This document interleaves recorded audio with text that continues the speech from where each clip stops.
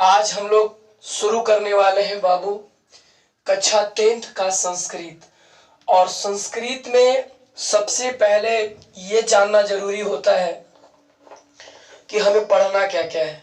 हम यदि कोई बच्चा अगर जान लेता है कि अगर हमें क्या पढ़ना है तो नंबर में कोई दिक्कत नहीं होती। और सबसे पहले शुरू करने से पहले मंगलम भगवान विष्णु मंगलम गुरुध्वज मंगलम पुंडकाक्षी मंगलाय तनोहरि। और इसके बाद में हम लोग शुरू करने वाले हैं प्यूसम। जो कैसे प्यूसम नाम पड़ा, प्यूसम क्या होता है, क्या है संस्कृत का पाठ, आज हम लोग पूरा शुरू करने वाले हैं। सब सही से तरीके से करेंगे क्लास।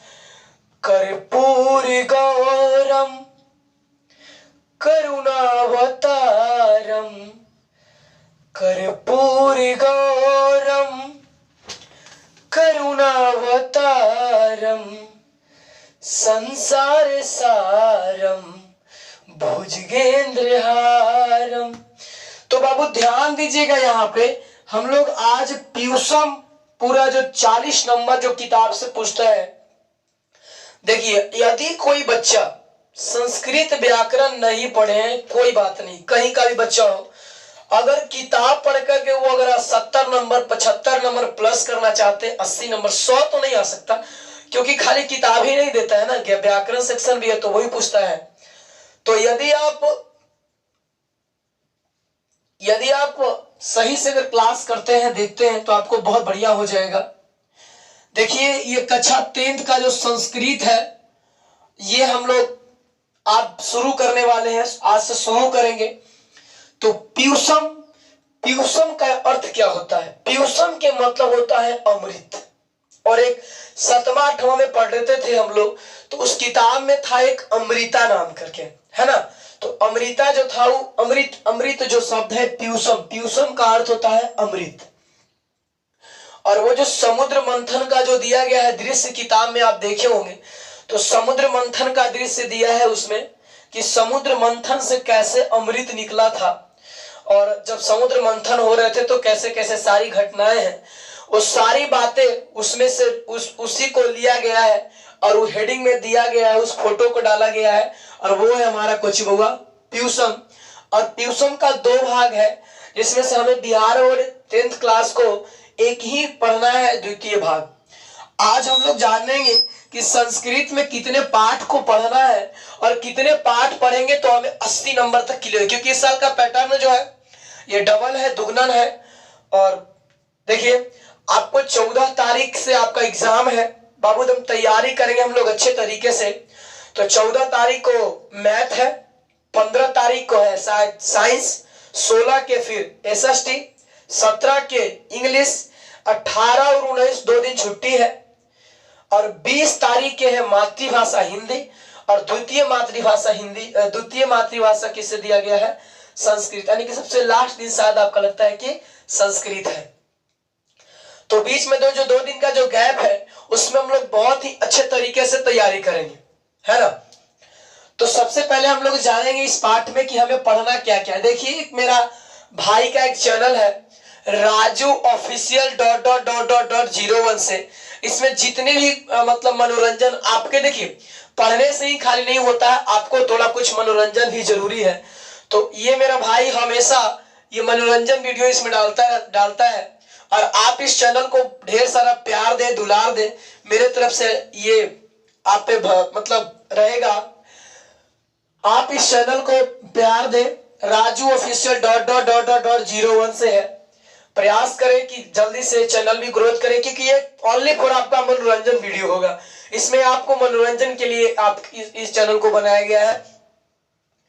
और देखिए, बाकी तो फिर हमारी ये है हिंदी संस्कृत आसला। तो सबसे पहले आपको पाठ कितने पढ़ने हैं और कौन सी विद्या है, ये भी जानना जरूरी है। पहला पाठ है आपका मंगलम, मंगलम है ना, मंगलम भगवान विष्णु, ये विष्णु मंत्र है। मंगलम भगवान विष्णु मंगलम गुरुध्वज मंगल पुंडरीकाक्ष मंगलाए तनु हरि, है ना। कर्पूर गौरम करुणावतारम संसार सारम भुजगेंद्रहारम। यानी कि सबसे पहला आपको पाठ पढ़ना है मंगलम, और मंगलम का अर्थ होता है कल्याण। यात्रीगण, है ना, कैसे बोलता है कि यात्रीगण कृपया ध्यान दे, आपका यात्री, आपका रास्ता शुभ हो, मंगलमय हो। यानी कि मंगलम, और आपका पहला चैप्टर संस्कृत में मंगलम दिया है ताकि आपका एग्जाम शुभ हो, बढ़िया से आपका एग्जाम निकले। तो मंगलम का अर्थ होता है कल्याण, और ये उपनिषद से लिया गया है। कहां से लिया गया है? उपनिषद से लिया गया है।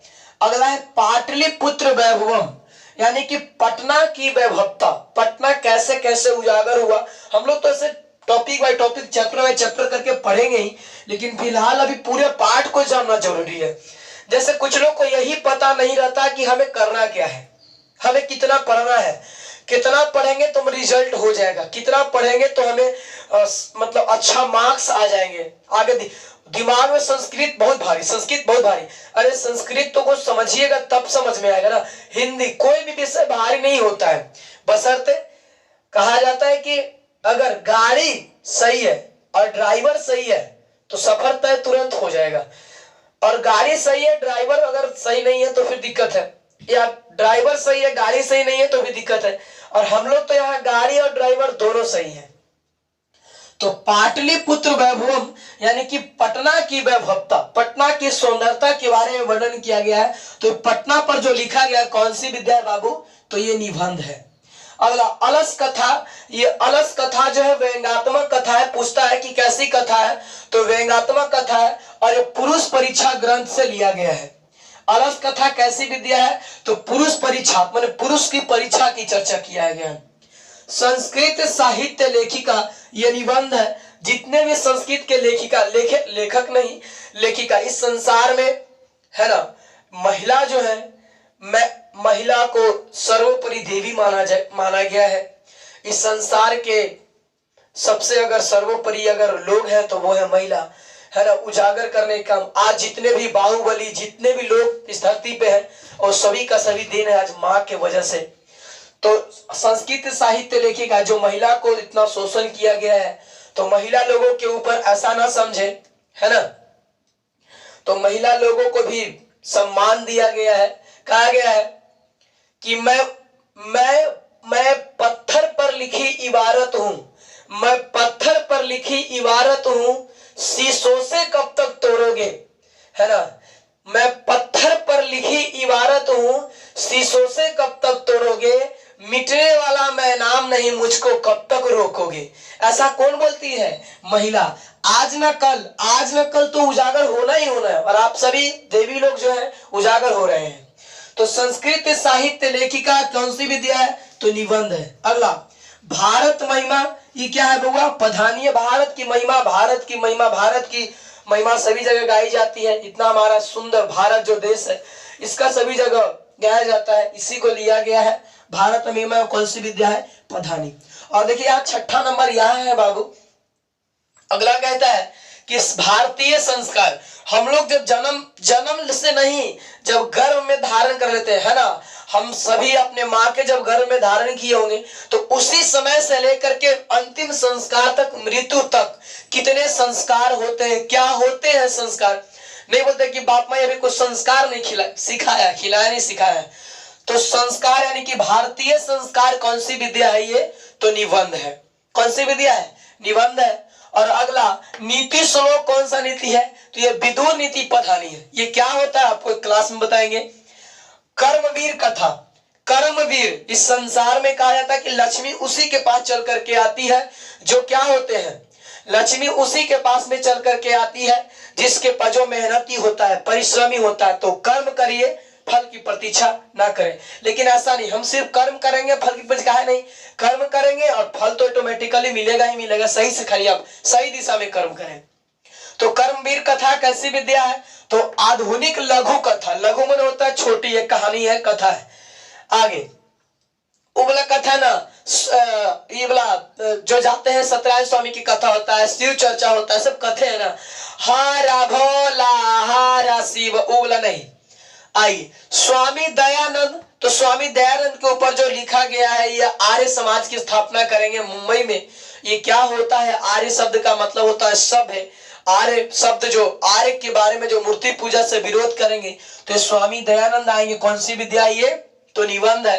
मंदाकिनी वर्णम है ना, सरस्वती जी जिह्वा पर बैठ करके वाल्मीकि जी के है ना, वाल्मीकि जी से तू रामायण लिखवैलू।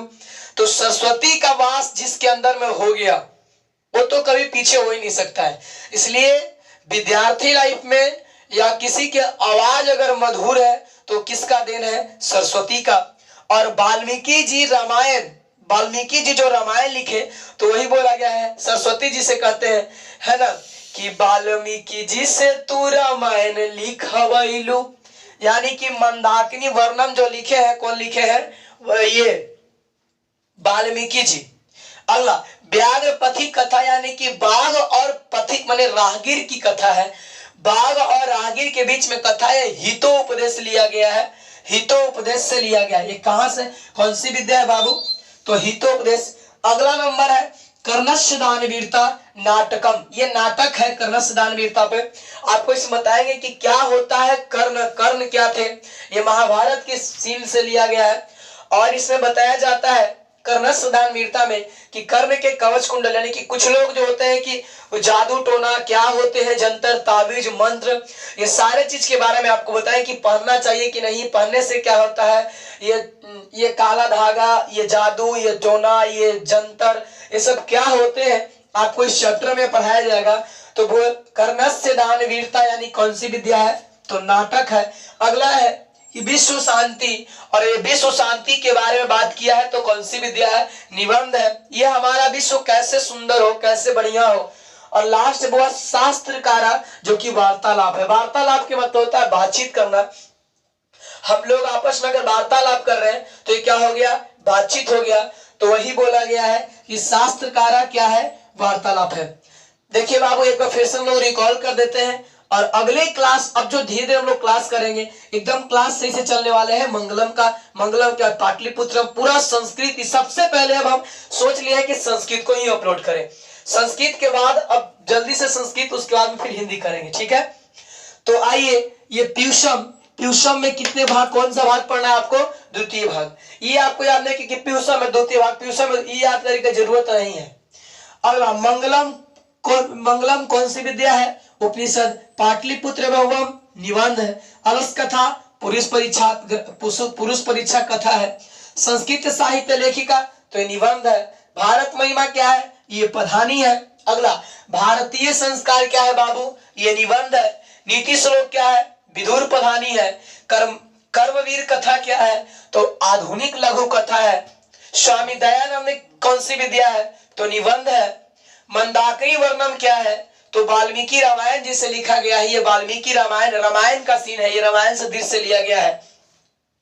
व्याघ्रपथी कथा कौन सी विद्या है? तो हितोपदेश, मानव को उपदेश देता है कि ज्ञानम भारम क्रिया बिना। लूर बुद्धि रहते और में ज्ञान रहते और हम लोग खुद पे कंट्रोल नहीं करते हैं। लेकिन आज से हम पढ़ेंगे, आज से हम कसम खा रहे हैं, भोर में 4 बजे पढ़ेंगे, लेकिन 4 बजे बजा तो 4 बजे से ना 7 बजे से पढ़ेंगे अब। तो यही बोला गया है कि व्याघ्रपथी कथा यानी कि हितोपदेश से लिया गया है। और ये बोला गया है कि कर्णस्य अति ज्ञानम भारम क्रिया बिना।